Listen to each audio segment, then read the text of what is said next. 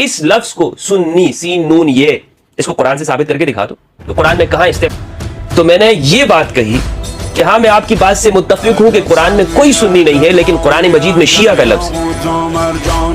اور آپ جب یہ بات کرتے ہو کہ کوئی فرقہ نہیں ہونا چاہیے، تو آپ کے پاس اپنے فرقے کے ثبوت کے لیے قرآن سے تو کوئی دلیل نہیں ہے، لیکن شیعہ کو تو فخر ہونا چاہیے کہ ان کا لفظ جس فرقے سے وہ خود کو منسوب کرتے ہیں قرآن میں بیان ہے. ہاں تمہارا فرقہ دیوبندی، بریلوی، اہل حدیث، سلفی، وہابی، فلاں فلاں فلاں، یہ قرآن میں کہیں پر نہیں ہے اور نہ تم اسے ثابت کر سکتے ہو.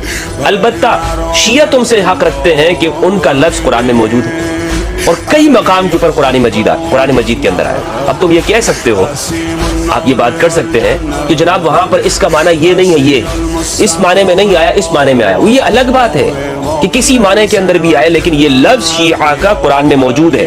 اگر صرف لفظ کو دیکھتے ہیں اور جس پر تم زیادہ اچھلتے بھی رہتے ہو، جس فرقے سے آپ کا تعلق ہے، بہت جناب دیکھیں قرآن میں یہ آیا ہے اور ہر مسئلہ قرآن سے معلوم ہونا چاہیے، قرآن سے ہونا چاہیے، اچھی بات ہے، قرآن مجید سے ہونی چاہیے بات.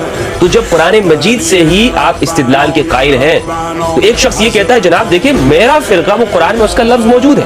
اب سوال ان پر نہیں بنتا کہ جناب اس کا کیا معنی ہے، سوال آپ پر بنتا ہے کہ ان کے فرقے کا لفظ تو قرآن میں موجود ہے، تم اپنے فرقے کا لفظ قرآن سے ثابت کر کے دیکھو، بھلے کسی بھی معنی کے اندر ہو.